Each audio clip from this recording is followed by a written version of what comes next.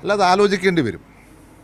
എൻ്റെ പിതാവിനെ വളരെ ക്രൂരമായി സോളാർ സമയത്ത് വളരെ നികൃഷ്ടമായി അദ്ദേഹത്തെ, എന്നെ, എൻ്റെ കുടുംബത്തിലെ അംഗങ്ങളെക്കുറിച്ച് ഈ മാധ്യമം വളരെ മോശമായി പ്രസ്താവനകൾ നടത്തി, വളരെ മോശമായി കാര്യങ്ങൾ പറഞ്ഞു.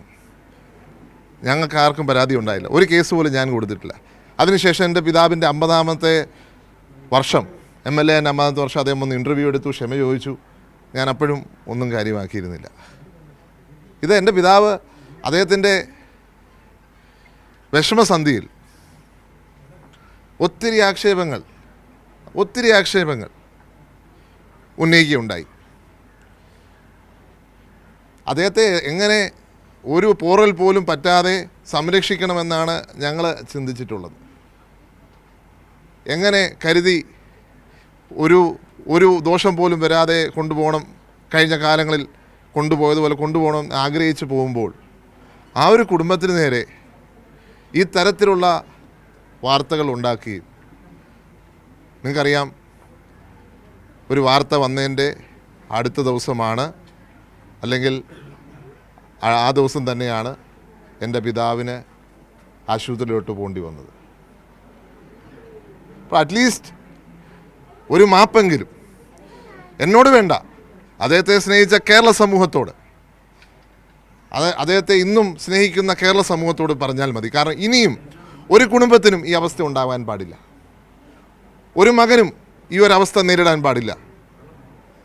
ശരിയോ തെറ്റോ ആവട്ടെ, ആ വാർത്തയ്ക്ക് എന്തെങ്കിലും അടിസ്ഥാനമുണ്ടെങ്കിൽ മാത്രമേ കൊടുക്കാവുള്ളൂ. നിങ്ങൾ മാധ്യമപ്രവർത്തനം നടത്തുന്നവരാ, നിങ്ങൾക്കറിയാം എങ്ങനെയാണ് നടത്തുന്നത് എന്നുള്ളത്. പക്ഷേ ഞാൻ മാപ്പ് പ്രതീക്ഷിക്കുന്നില്ല, കാരണം അദ്ദേഹം ഒറ്റയ്ക്ക് ചെയ്ത കാര്യമായിട്ട് ഞാനിതിനെ കരുതുന്നില്ല.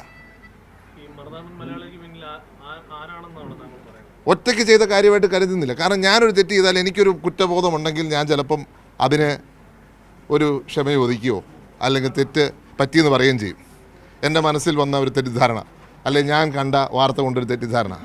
പക്ഷെ അദ്ദേഹത്തിൻ്റെ പിന്നിൽ വേറെ ആരൊക്കെ ഉള്ളതുകൊണ്ട് ഞാൻ അദ്ദേഹത്തിൽ നിന്ന് മാപ്പ് പ്രതീക്ഷിക്കുന്നില്ല. ആരാണെന്ന് കേരള സമൂഹം ഇന്നല്ലെങ്കിൽ നാളെ തിരിച്ചറിയും. അടുത്ത് നിൽക്കുന്നവരുണ്ടോ ദൂരെ നിൽക്കുന്നവരുണ്ടോ എന്ന് എനിക്കറിയില്ല. സാധ്യതകളുണ്ട്. കാലം സത്യം തെളിയിക്കും. ഒരു സത്യവും മൂടി വെക്കാൻ സാധിക്കത്തില്ല. ഇവിടെ ഞാനത് നേരത്തെ സൂചിപ്പിച്ചിട്ടുള്ള ഒരു കാര്യമാണ് ശ്രീ അയ്യപ്പൻ്റെ അവസ്ഥ. അതേ അവസ്ഥയിലൂടെ കടന്നുപോയൊരു മകനാണ്. അതുകൊണ്ട് ഇനിയും ഈ തരത്തിൽ ഒരു മകനും ഈ അവസ്ഥ ഉണ്ടാവാൻ പാടില്ല. ഈ തരത്തിലുള്ള പ്രവർത്തനവുമായി മുന്നോട്ട് പോകരുത് എന്നുള്ളതാണ് എനിക്ക് ഈ കാര്യത്തിൽ പറയാനുള്ളത്.